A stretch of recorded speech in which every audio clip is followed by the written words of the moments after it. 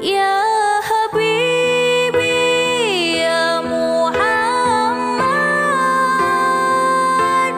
ya Rasul. Disebutkan oleh Imam Ibnu Athaillah dalam kitab Al-Hikam, kalam hikmah beliau yang 72, man wajada minal muridi famaratu amalihi ajilan fahuwa dalilun ala wujudil qabul ajilan. Barang siapa yang mendapati buah amalnya. Apa itu buah amal? Kemanisan, nikmat dia di dalam beramal. Fahuwa, maka amalan itu menunjuki ke atas wujudnya diterima nanti akan datang. Jadi orang Pak kalau dia tidak ngaji hikam atau belajar tasawuf, biasanya orang syariat akan menolak pemahaman ini. Mana tahu kita amal kita diterima, pokoknya kita lakukan aja. Iya, kita nggak tahu kalau tidak ada ilmu. Dalam hikam dikatakan, kalau kita di dalam melakukan ibadah, Pak, mendapatkan kemanisan, mendapatkan kenikmatan, ketenangan, membicarakan ketenangan, berarti nafsu kita berpindah dari nafsu yang kedua tadi lawamah menjadi nafsu mulhamah, diilhamkan oleh Allah. Baru yang keempat, nafsul mutmain. Jadi nafsul mutmainah orang tidak goyang lagi dengan bencana, gelombang kehidupan, enggak goyang lagi dia. Dicaci, dipuji, dihina, dia aman saja, tenang sebab nafsunya stabil dia. Maka sebenarnya Pak, di dunia ini Pak, yang salah itu bukan orang, kita dalam menilai orang.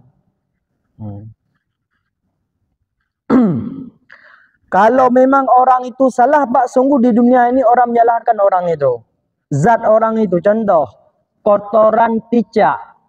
Kotoran cicak semua orang mengatakan itu kotor, nggak ada yang bilang itu bersih. Berarti zatnya yang tidak betul. Contoh, orang yang tidak suka dengan presiden nomor urut 1, yang nomor urut yang jamaahnya suka, berarti ada yang nggak suka, ada yang suka. Berarti bukan zat dia tidak baik, nafsu kita tidak senang dengan dia karena kita ada yang nomor 2. Begitu juga dengan orang. Bukan orang tidak baik, berarti nafsu kita dalam menghadapi orang tersebut belum ada mahabbah Pak. Contoh Pak, kita cinta kepada anak kita, ada orang tetangga nggak suka dengan anak, berarti bukan zat anak kita yang tidak baik, hati kita, nafsu kita belum baik dengan dia. Berarti hati masih ada penyakit. Maka obatnya berzikir. Jadi barang siapa yang di dunia ini mendapatkan buah amal. Apa itu buah amal? Minal halawati fihi, kemanisan di dalam dia beramal.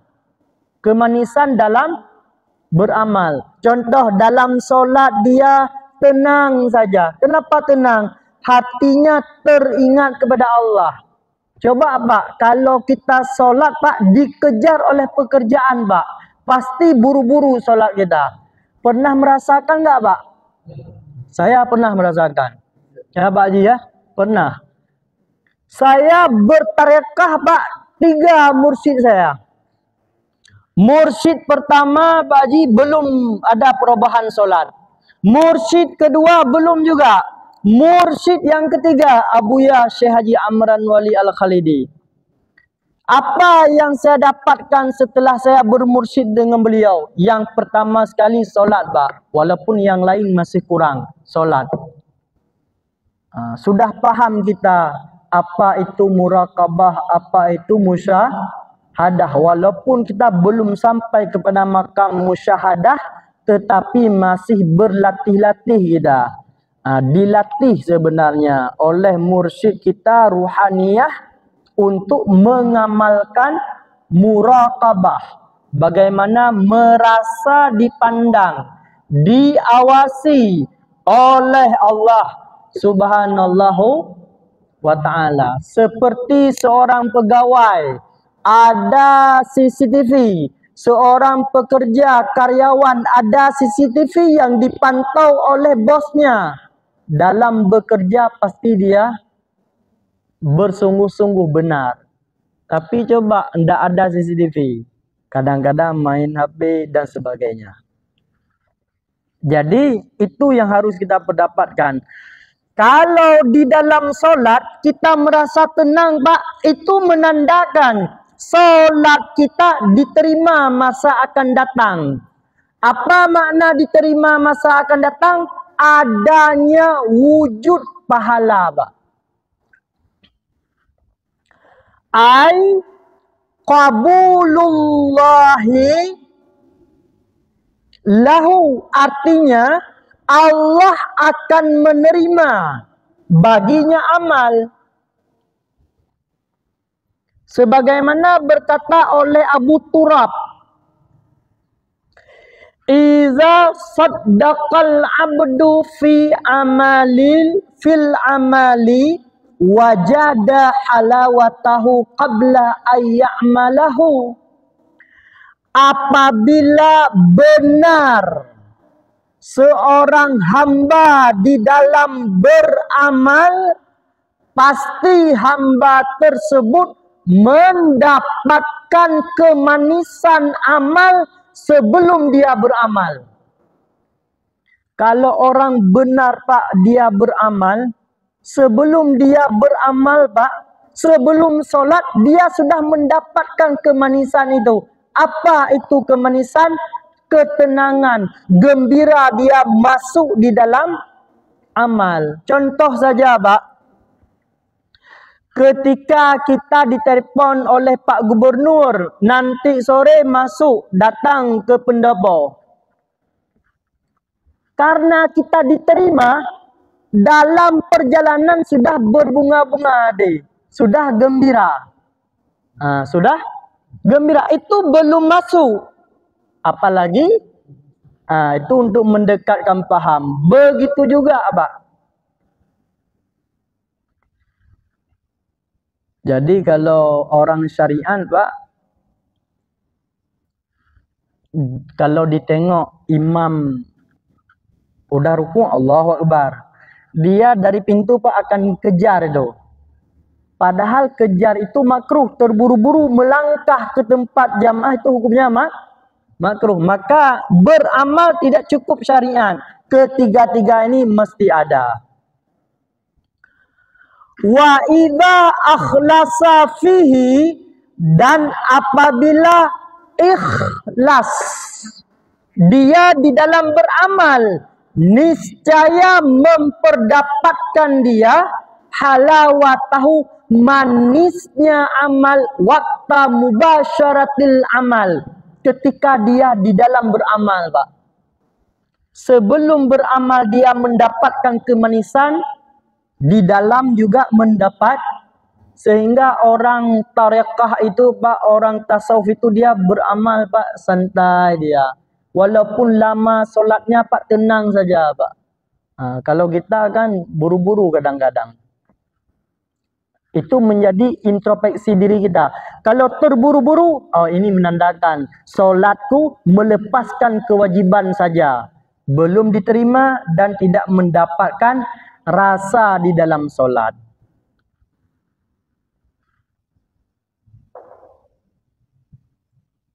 wal a'malul mausufah bihadzas sifat makbulatun bi fadlillah. Dan amal-amal yang disifatkan dengan ini sifat makbulah, pasti diterima dengan fadl Allah. Wal qabulullahi ta'ala lil amal abdi wa ridahu bihi huwa thawabuhul muajjal. Dan makna diterimanya Allah bagi amalan hamba, ridhanya Allah dengannya amal, artinya Allah memberi pahala nanti pada hari akhirat. Wa dzalika, dan demikian itu, alamatun, merupakan tanda ala wujudil jaza, tanda ke atas adanya balasan, ke atasnya amal, fidaril akhirah, di dalam negeri akhirat. Ada pahala nanti. Ini kalau membicarakan pahala berarti syariat masih. Orang tarekah itu bukan lagi membicara pahala, tapi membicara mahabbah. Membicarakan apa? Mahabbah. Allahumma inna nas'alukal Allah ilahi anta maksudi waridaka matlubi a'tini ya Allah mahabbataka wa ma'rifataka. Memang itu enggak ada dalam hadis, tapi itu doa yang dibaca oleh ulama-ulama tasawuf atau ahli tarekat. Mahabbah itu paling penting. Mahabbah, sebab mahabbah itu pangkal sampai orang kepada mengenal Allah Subhanallahu wa ta'ala. Maka kami Pak dari Bengkong ada 1-2 mobil. Wali Kepri 1 mobil tadi.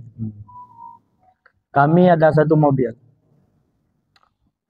Jadi saya lihat orang ini bukan lagi ikut pengajian itu mencari pahala, tapi karena ada mahabbah kepada guru.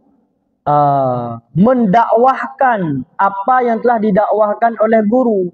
Mahabbah guru bagian daripada mahabbah Rasulullah sallallahu alaihi wasallam.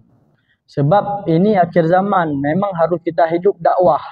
Sebagaimana bada'al Islam ghariban wa sayaudu ghariban, kata Rasulullah.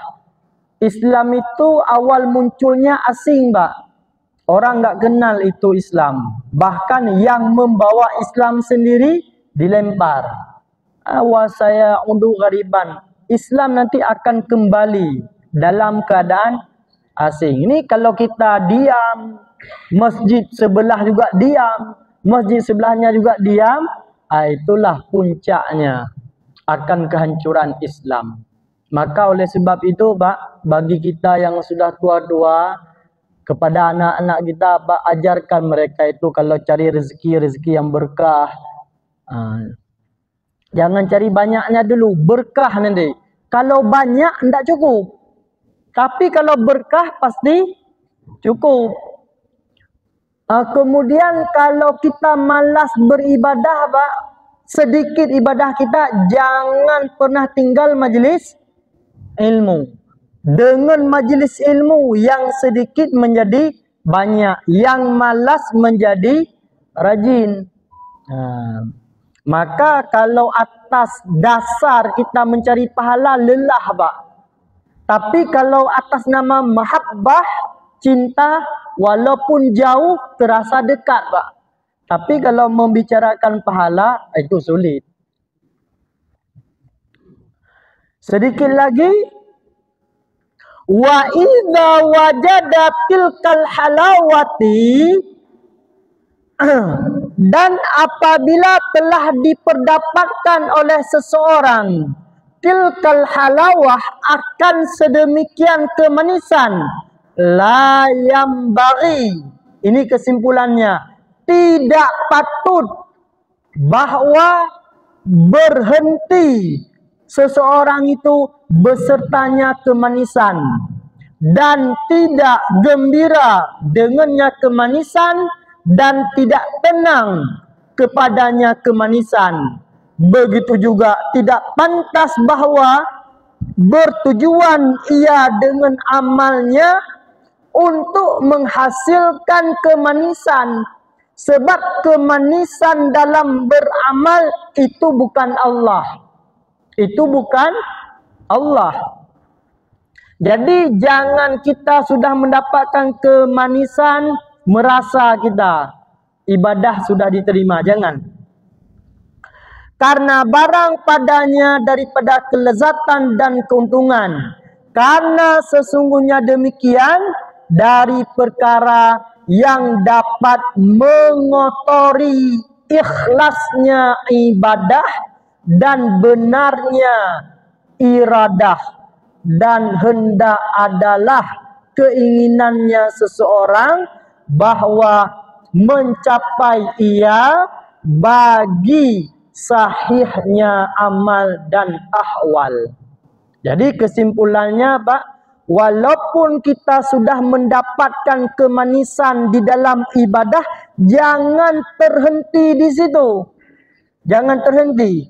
Terus kita melakukan ibadah. Dan jangan pula juga beribadah mencari kemanisan itu. Sebab kemanisan itu bukan Allah, tapi itu pemberian Allah. Tujuan kita beribadah untuk Allah, bukan kemanisan yang berupa pahala. Itu Pak, ibadahnya orang khawas. Kalau ibadahnya orang awam, membicara pahala.